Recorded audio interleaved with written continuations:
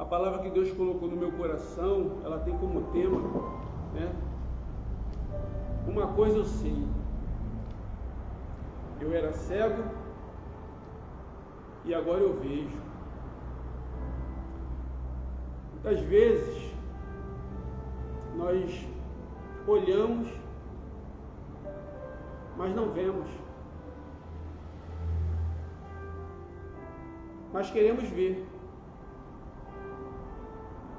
E o que temos que fazer para poder ver? Será que o que temos visto tem sido aquilo que Deus quer que nós vejamos?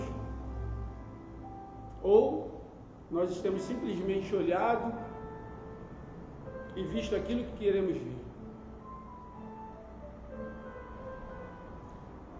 A palavra que Deus colocou no meu coração nessa noite está em João capítulo 9. Nós vamos ler aqui a partir do capítulo 9, do versículo 1. E essa palavra vai falar sobre a cura de um cego de nascença. A cura de um cego de nascença. Pode ficar baixo. Eu creio que Deus vai falar aos nossos corações e nós temos muito para aprender dessa palavra. É uma passagem muito rica, com muitos detalhes, mas que, trazendo para os dias atuais, é muito importante. Precisamos ver com os olhos de Deus. Amém, meus amados? Diz assim a palavra do Senhor em João capítulo 9,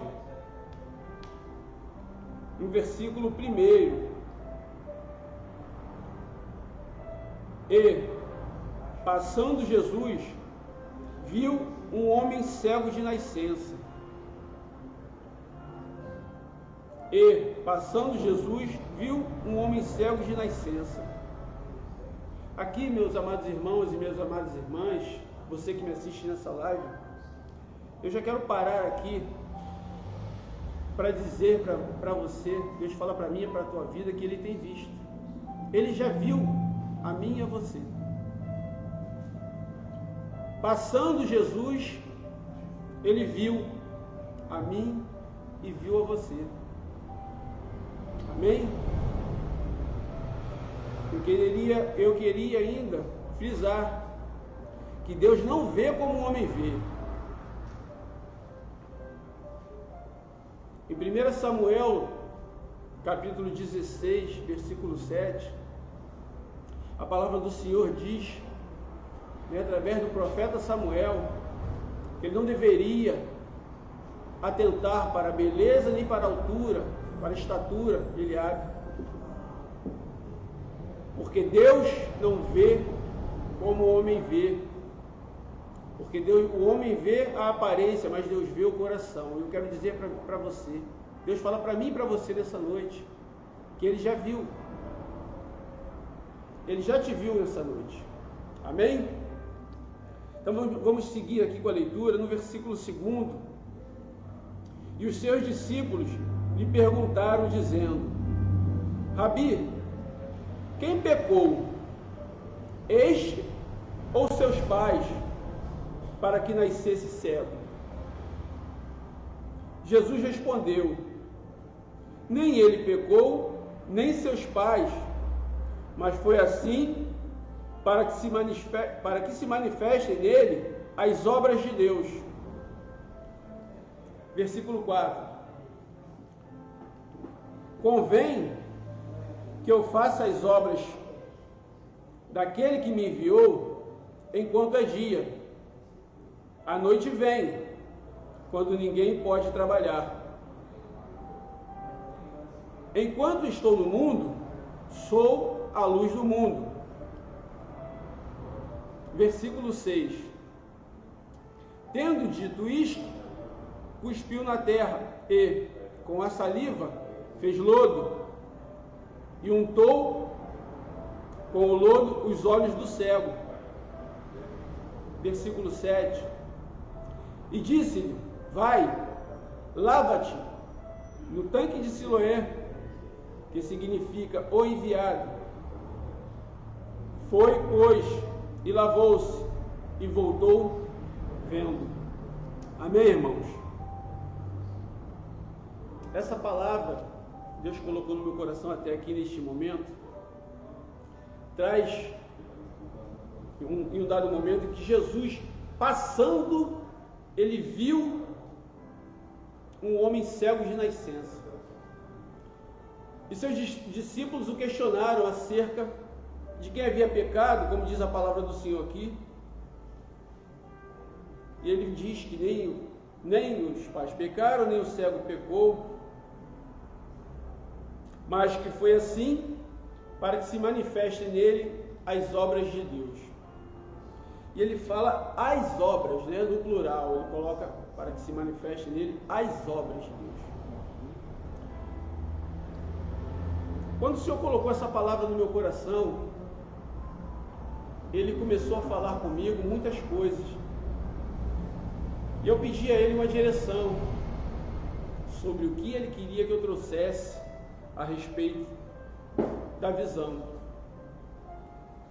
E aí ele diz para mim, como revelação, que o cego, primeiramente, né, ele faz um caminho progressivo de amadurecimento na fé, assumindo gradualmente as consequências da sua escolha.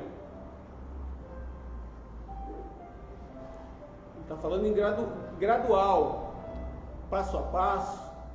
Havia uma distância a ser percorrida. Mas ele fala para mim também que existiam algumas pessoas com um comportamento que nós precisamos entender. Quando a pergunta é feita, será que eu estou enxergando o que Deus quer que eu veja? Será que eu estou vendo o que Deus quer que eu veja? Ou será que eu estou vendo aquilo que eu realmente quero ver? Porque faz uma diferença muito grande, meus amados. Faz uma diferença muito grande. Aqui nós estamos falando sobre um aspecto social, sobre um aspecto físico, mas também sobre um aspecto moral. E vocês vão entender. Eu gostaria de começar falando sobre os pais, que está lá na frente. Porque os pais desse cego, ou do cego aqui em questão, eles também tiveram um papel importante para aquilo que a gente vai aprender. Embora eu tenha lido apenas até o versículo 6, ou melhor, 7, que ele voltou vendo, eu gostaria de me estender um pouco mais. Mas eu vou explicar, primeiramente, qual é a questão de eu antecipar essa passagem dos pais. Irmãos, a palavra do Senhor aqui nesse capítulo, ela vem falar a respeito desse cego, sobre o milagre, né, a maravilha que Deus fez na vida dele. Mas ele fala que os pais dele estavam também numa condição complicada. Imagina que nós temos que decidir todos os dias sobre aquilo que vemos. Muitas vezes nós vemos, temos certeza daquilo que estamos vendo, mas não podemos mencionar ou falar aquilo que estamos vendo, porque isso implica diretamente naquilo que nós vamos ter como consequência. E é nessa questão que eu entro, dos pais. Quando nós estamos falando dos pais desse cego, nós vamos até o versículo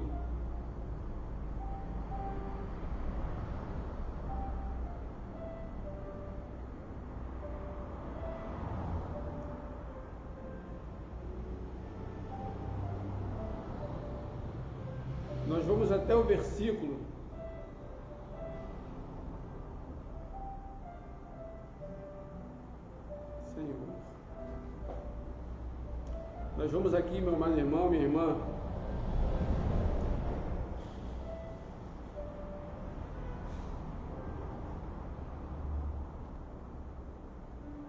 vamos até o versículo 19. Vamos até o versículo 19.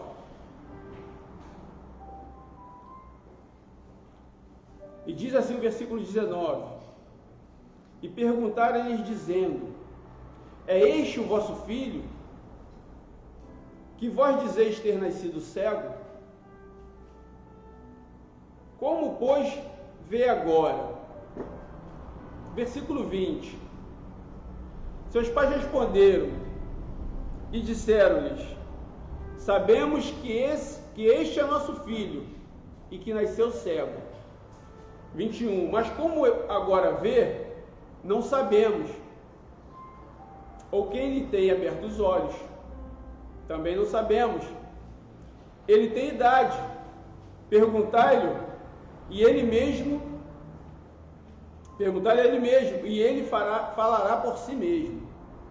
Aqui nós estamos vendo, irmão, um diálogo entre os fariseus da época e os pais desses cegos.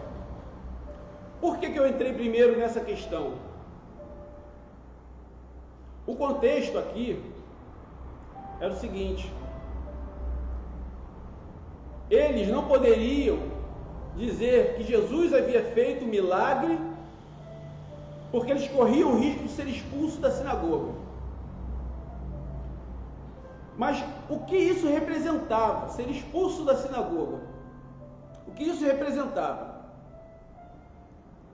Nessa época do judaísmo, a lei mosaica, a lei de Moisés, era a lei lícita. Era lícito fazer aquilo que a lei mosaica dizia. Lícito era aquilo. Mas representava muito mais do que isso. Aqui nós estamos falando do aspecto social. Quem estava dentro, pudesse congregar na sinagoga, ele tinha uma questão social de inclusão. Ele tinha acesso à saúde, à educação. Ele tinha acesso a um sepultamento digno, se assim o fosse. Nós estamos falando como se o Estado tivesse um controle sobre a vida deles, assim como hoje também tem. E nesse sentido a gente vê que seria muito difícil para aquele pai, para aquela mãe, não estar inserido dentro da congregação, dentro da sinagoga. Por quê? Porque quem não estivesse inserido também, ele teria que assistir ou participar do culto ao imperador. Se ele não participasse do culto ao imperador, ele seria perseguido pelos romanos. Olha que situação, eles perderiam socialmente e seriam perseguidos. Como nós vemos essa condição? Hoje, da mesma forma, o sistema no qual nós vivemos hoje, ele tenta também nos aprisionar, nos trazer uma pressão para que a gente olhe para o que está em torno de nós, para as dificuldades, para tudo aquilo que vem contra nós. E muitas das vezes nós sabemos que verdadeiramente nós temos que dizer a verdade, mas falar aquilo que é verdade, à luz da verdade que nós vemos, muitas vezes vai implicar numa situação complicadíssima. Eu não sei se isso se enquadra dentro do teu aspecto social. Quando eu falo disso, eu digo do seu trabalho. Talvez você sofra uma perseguição por ter que dizer: olha, eu sou cristão, eu vivo e sigo a Cristo, eu tenho meu referencial. Talvez na escola você possa não poder também colocar dessa forma, por não ser aceito socialmente, no meio dos seus amigos, no meio daqueles que estão ao seu lado ali, e você quer fazer parte. Talvez haja uma pressão excludente, que vai fazer com que você seja apartado a partir desse momento. E aí muitas das vezes a gente se encolhe e pensa: será que eu devo realmente falar que eu tenho certeza que Jesus hoje me fez ver, que Jesus trouxe para mim visão, que eu enxergo verdadeiramente, que eu só tenho condições dentro do contexto bíblico, dentro da palavra de Deus, dentro de uma vida cristã com o Senhor? Às vezes é difícil, irmãos. Às vezes é difícil. E quando eu estou falando sobre isso, eu estou falando sobre aquelas pessoas que muitas das vezes querem, estar ali, mas ainda não sabe como estar, ainda não conseguiram enxergar da forma correta. E eu vou voltar e vocês vão entender aí o que Deus está falando aqui sobre isso. Por quê? Porque quando a gente volta para o cego, a gente vê a condição do cego. Ele é uma pessoa que está ali largada, e nós vamos entender isso mais na frente no diálogo que ele tem com os vizinhos. Ele está ali e os discípulos perguntam para Jesus quem pecou, porque a visão dos discípulos também não é a visão de Cristo. A visão que parece se apresentar para os discípulos é a visão daquele que está ali preso, acorrentado a uma situação impossível de sair. Eu não sei qual é a condição na qual você se encontra nessa noite. Eu não sei se o que você está vendo tem te dado a percepção de que é impossível, de que você não vai sair. Mas eu quero dizer para você que Deus não vê conforme o homem vê. Deus vê diferente. Deus vê por um todo. E Ele sabe, porque foi Ele quem nos chamou. Foi Ele quem nos trouxe a estar aqui. Vamos falar do cego um pouquinho, amados. Esse cego, quando Deus passa, Deus está passando. Jesus passa, mas Ele não passa imperceptível aos nossos problemas. Ele não passa sem perceber o meu e o teu problema. Ele não passa sem perceber a minha e a tua luta. Ele conhece todo o tempo de sacrifício que você tem vivido. Ele conhece toda a trajetória que você tem caminhado até o momento em que Ele passa e vê. Porque agora Ele vê diferente. Agora Ele está sondando, Ele está entrando dentro dessa situação que você está acostumado a ver e tem para você como se fosse impossível. Mas Deus nos trouxe aqui nessa noite para ver e entender que não é impossível. Porque o impossível, para Deus, é possível. Amém? Esse cego, ele está há muito tempo nessa mesma condição, como diz a palavra do Senhor, é de nascença. E seus pais dizem, que é de nascença e que ele já é avançado, ele já fala por si, ele já é maior, ele já é dono da sua razão, das suas escolhas, das suas decisões. Então nós entendemos que Jesus conhecia a luta todo esse tempo que o cego estava nessa condição. E aí, meu amado irmão, minha amada irmã, quando Jesus liberta ele passa a ver. Primeiro, há uma condição. Para uns, as maravilhas e os milagres de Deus aconteceram de forma instantânea.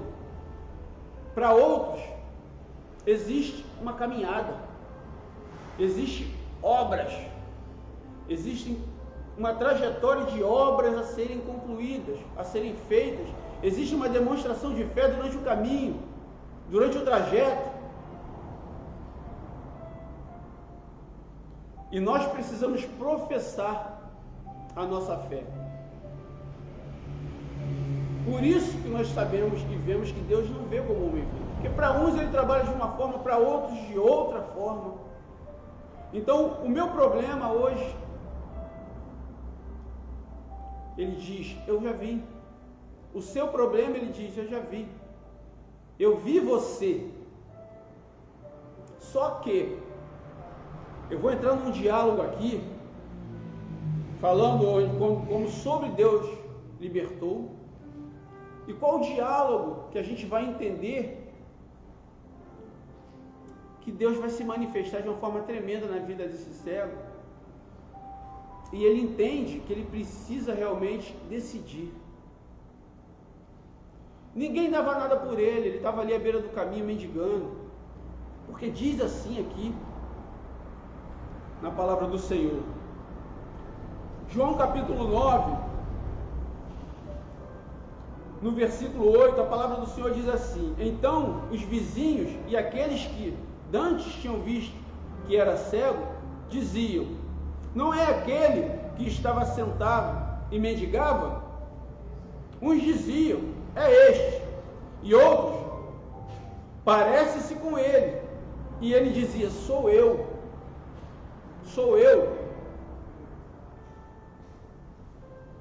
Ele dizia, sou eu mesmo esse, a quem Deus tirou daquela condição ruim, péssima. Sou eu, a quem Deus tirou de um lugar inacessível ao homem, para o homem, impossível para os homens, mas possível para Deus. Deus está tirando você, Deus está tirando aqueles que você tem buscado de situações impossíveis nessa noite.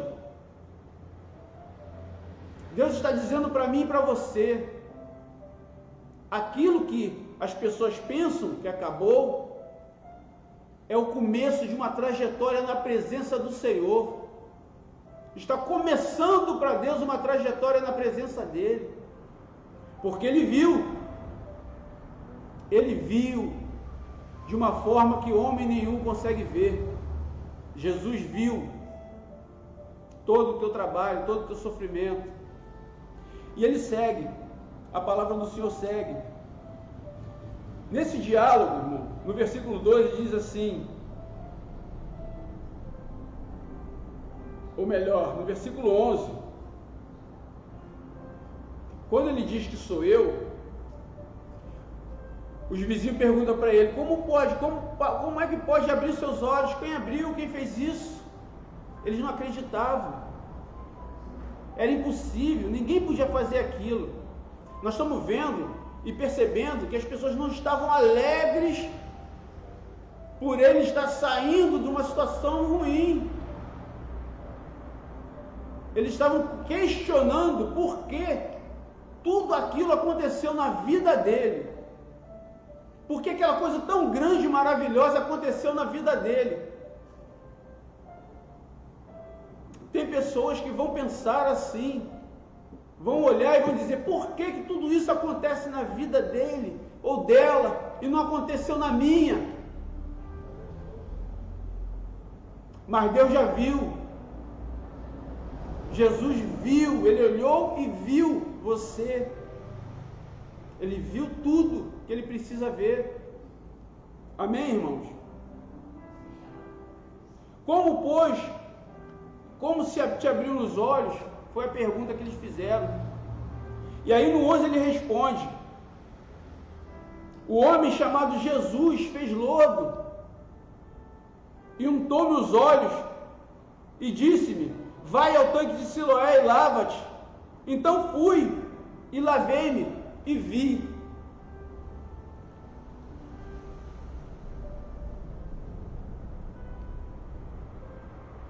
E aqui, meus irmãos, a gente vê que não adianta somente a vontade do Senhor. É preciso eu fazer a minha parte. O Senhor está falando, vai, eu já vi, mas vai e lava-te no tanque de Siloé. vai e lava-te, vai e purifica-te, vai, volte e veja. Eu preciso ir, eu preciso caminhar até esse tanque, eu preciso descer até essas águas. O Senhor não falou, vai lá e joga uma água, só tira dos olhos, não. Ele falou, vai lá e lava-te, desce nas águas lá e limpa-te.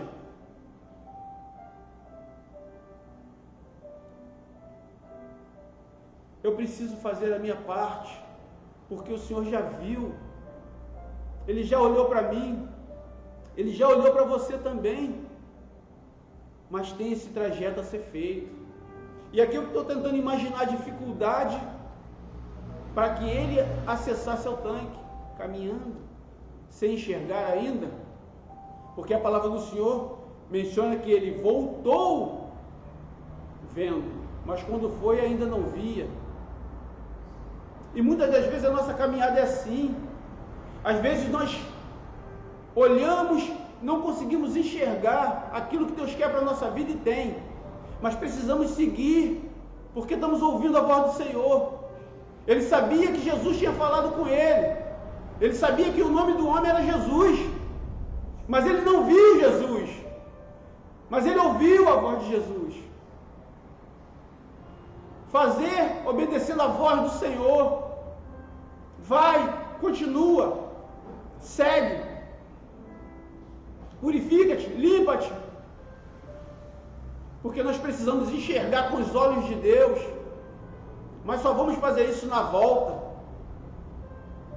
quando estivermos purificados e limpos por Deus. Precisamos ir, fazer tudo aquilo que o Mestre manda. Faça tudo o que o teu Mestre manda, e volte com o teu milagre, receba o teu milagre, mas não esqueça de fazer a sua parte. E aqui nós vamos ver, amado, meu amado, minha amada, que depois que ele faz isso, depois desse conflito com os vizinhos, né, ele se colocou numa condição onde ele falou assim, olha, eu sei quem foi que fez isso, foi Jesus, embora eu não tenha visto Jesus, eu sei e tenho certeza que foi ele que fez. O que implica nisso é que era um sábado, e pela lei lícita, na época, não se podia trabalhar no sábado, e Jesus trabalhava e fazia milagre no sábado. Mas os fariseus, eles queriam saber, queriam investigar, porque quem estava trabalhando no sábado. Ele não queria saber que foi uma bênção, eles queriam saber quem foi que não cumpriu a lei. E nós sabemos que em algumas situações, para o Senhor, para Deus, ele não vê como o homem vê. A palavra do Senhor diz, né, que quando Davi precisou, junto com seus companheiros, comer do pão da proposição que era destinada ao sacerdote, ele teve de fazê-lo, porque ali implicava a sua vida. Eles tinham fome, eles precisavam, havia necessidade. Então Deus se manifesta, Jesus se manifesta na sua necessidade, na minha necessidade. Quando houver necessidade, Ele vai se manifestar. E Ele vai fazer com que eu e você também nos manifestemos dessa mesma maneira. Mesmo que nós tenhamos que, momentaneamente, fazer a vontade de Deus. E mesmo que algumas pessoas pensem que aquilo é lícito. E aí é uma pergunta. Essa pergunta foi Jesus que fez. Pode-se fazer o bem, ou deve-se fazer o bem ou o mal no sábado? Isso foi lá atrás, irmão. Nós sabemos que hoje é uma outra época, um outro momento que vivemos. O que ele está dizendo é o seguinte: quando tivermos que fazer o mal ou o bem, o que é lícito fazer? Será que nós devemos olhar para aquele pecado e deixar de fazer aquilo que nos cabe fazer, ou deixar Deus olhar num todo em relação ao pecado e nós fazemos o que nós devemos fazer? Porque nós devemos buscar por essa pessoa, ainda que ela esteja caída, ainda que ela esteja no pecado, ainda que ela esteja ali, nós olhamos e não demos nada por ela, mas verdadeiramente nós devemos fazer a nossa parte, porque Deus nos chamou para ser bênção, então nós devemos atuar como bênção. Isso implica a nossa decisão, e a decisão desse homem aqui demonstra que ele já estava começando a entender que ele precisava conhecer Jesus. O olhar sem visão não nos faz conhecer Jesus. E aí nós seguimos. Ele testemunha diante dos fariseus lá na frente, porque entra novamente um conflito, porque os fariseus começam a falar: por que você, quem está fazendo isso no sábado? Você via realmente? Você enxergava? Eles não acreditaram que o homem era cego, e queriam que ele confessasse que ele era cego, que ele não era cego. E o homem vai dizer para eles: olha, eu realmente era cego, eu já falei para vocês. Aquele homem, Jesus, ele me curou, eu já disse para vocês o que aconteceu. Mas aí eles não aceitam.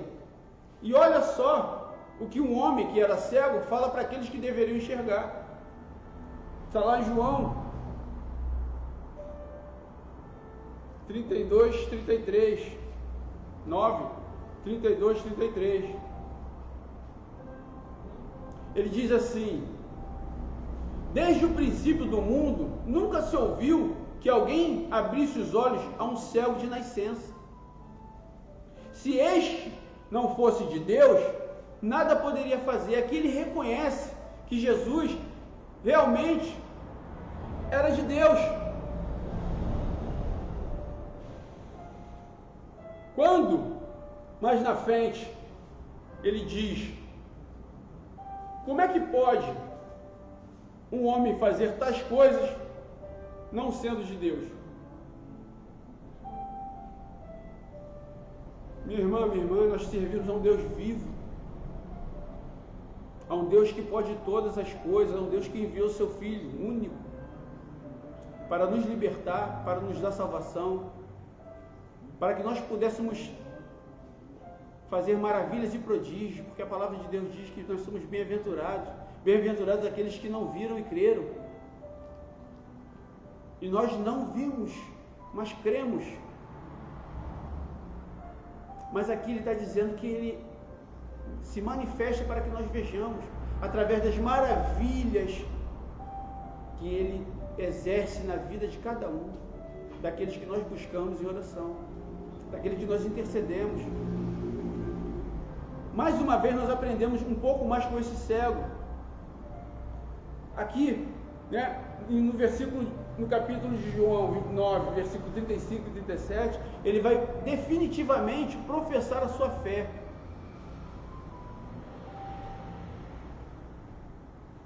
Quando ele debate com os fariseus o expulsam da sinagoga. Ele não teve medo, ele foi expulso da sinagoga, porque ele questionou dentro daquilo que Deus tinha aberto os olhos dele. Mas aqueles homens que eram para ter a visão não conseguiram enxergar e o expulsaram. Acharam que estavam fazendo mal a ele, mas na verdade, quando eles expulsaram aquele homem, quem veio até ele foi Jesus. Jesus veio ao encontro dele. Quando soube que ele havia sido expulso da sinagoga, Jesus veio até ele. A gente lembra que ele ainda não tinha visto Jesus, mas sabia que Jesus o havia curado. E aí ele diz assim: Jesus vem até ele. E Jesus lhe disse, ou melhor, 35, Jesus ouviu que o tinham expulsado, e encontrando-o, disse-lhe: crês tu no Filho de Deus? Jesus já tinha visto este cego, assim como Ele nos viu, assim como Ele viu aquele que você está buscando. Crês tu no Filho de Deus? Essa é a pergunta que Ele faz para mim e para você nessa noite. Crês tu no Filho de Deus? E ele respondeu e disse: quem é Ele, Senhor, para que eu nele creia?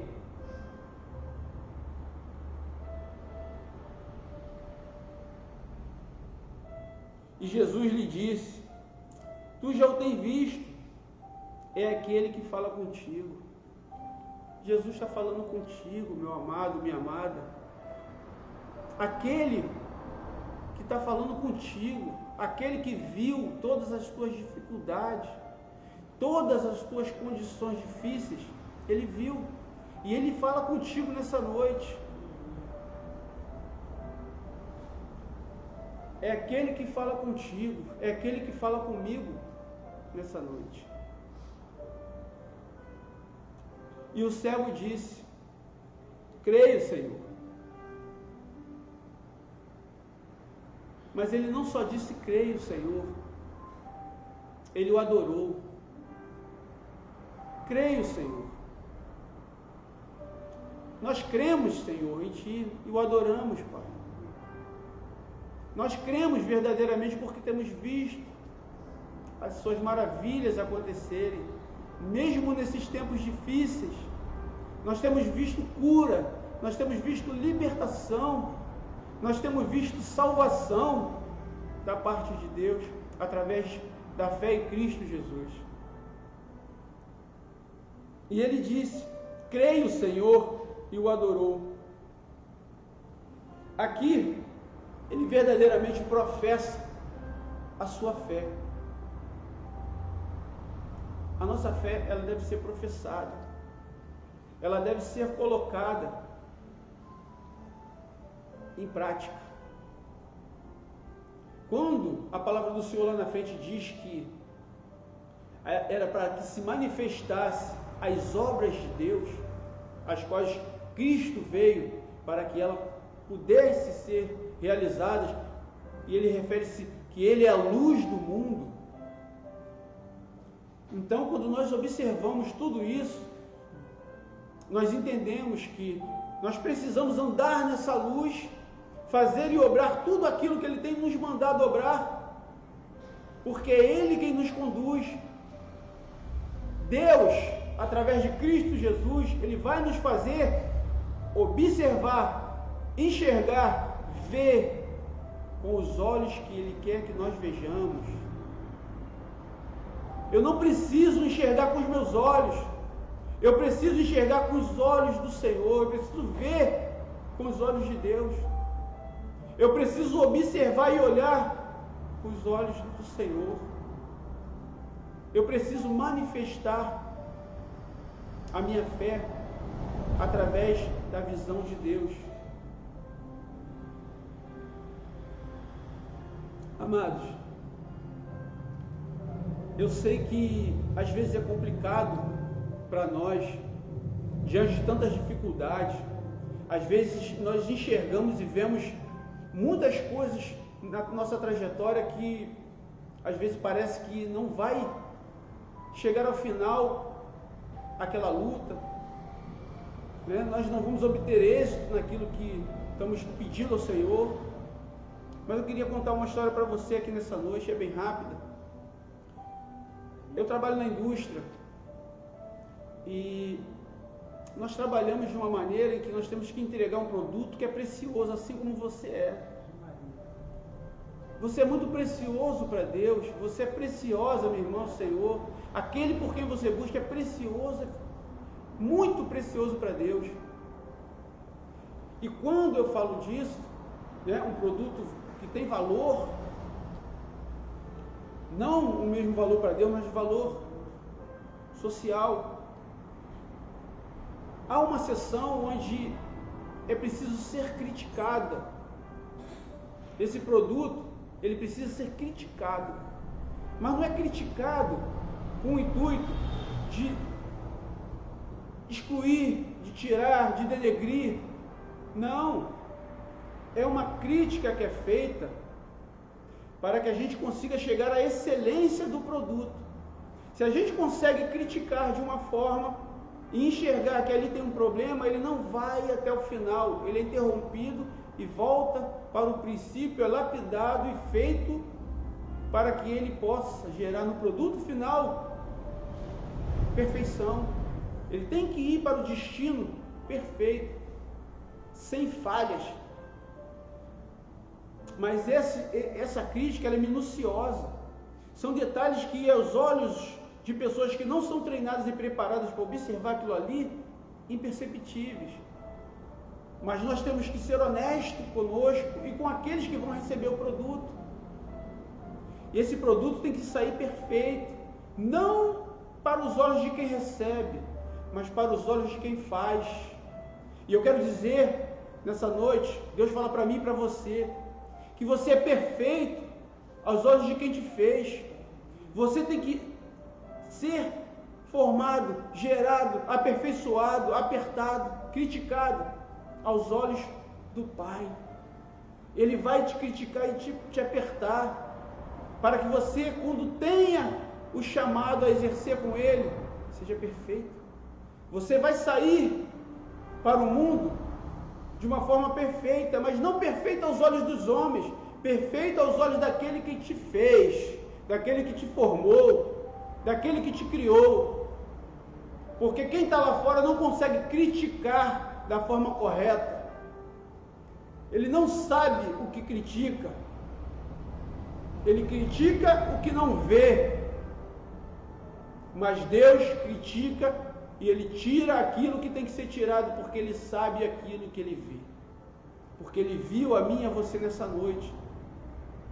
Então, se Ele apertou, se Ele espremeu, e se Ele está tirando, é porque você vai sair para esse mundo perfeito aos olhos do Pai. Aquele que Ele quer trazer virá perfeito aos olhos de Deus. Amém, amado? Amém, minha amada? Deus, Ele tem um convite para mim e para você. E aqui eu vou encerrar essa palavra que Deus colocou no meu coração. Em João, capítulo 1, no versículo 45, a palavra do Senhor vai falar de um diálogo sobre Filipe. Jesus chamou Filipe, vem e segue-me. E Filipe chamou Natanael e disse-lhe, havemos achado aquele de quem Moisés escreveu na lei e os profetas, Jesus de Nazaré, filho de José. E disse-lhe Natanael, pode vir alguma coisa boa de Nazaré? Talvez nós tenhamos recebido esse chamado e Deus novamente chama, e talvez o nosso questionamento tenha sido esse: pode vir alguma coisa boa de Nazaré? Nós fazemos essa pergunta porque não sabemos criticar, nós somos falhos. Mas disse-lhe Filipe, vem e vê. Vem e vê. Você quer verdadeiramente saber, conhecer a esse Jesus de Nazaré? Vem e vê. Vem e vê. Não faça como os vizinhos do cego. Vá com ele até o tanque. Vá com ele até o tanque de Siloé. Lave-se e veja também. Vem até Jesus e vê. Provai e veja que o Senhor é bom e que a sua benignidade dura para sempre. Amém, irmãos? Essa foi a palavra que Deus colocou no meu coração. Fica esse convite a você que ainda não conhece esse Jesus maravilhoso. Aceite procure uma igreja próxima à sua casa, se você não está próximo a uma igreja. Se você quiser vir, vem aqui, procure, vem e vê se verdadeiramente Jesus é bom. Amém? Lembrando que Deus nos fez um convite, mas o chamado a caminhar é conosco. Glória a Deus. E assim eu encerro a minha palavra, deixando esse convite para que você faça aqueles que você conhece também. Se Deus falou com você através dessa palavra, fale aquele que você conheça. Vem e vê, porque nós já achamos Jesus de Nazaré. Amém? Glória a Deus. Eu gostaria de pedir aos irmãos que continuem nos assistindo agora. Essa palavra Deus colocou no meu coração. Eu gostaria de dar uns avisos, né?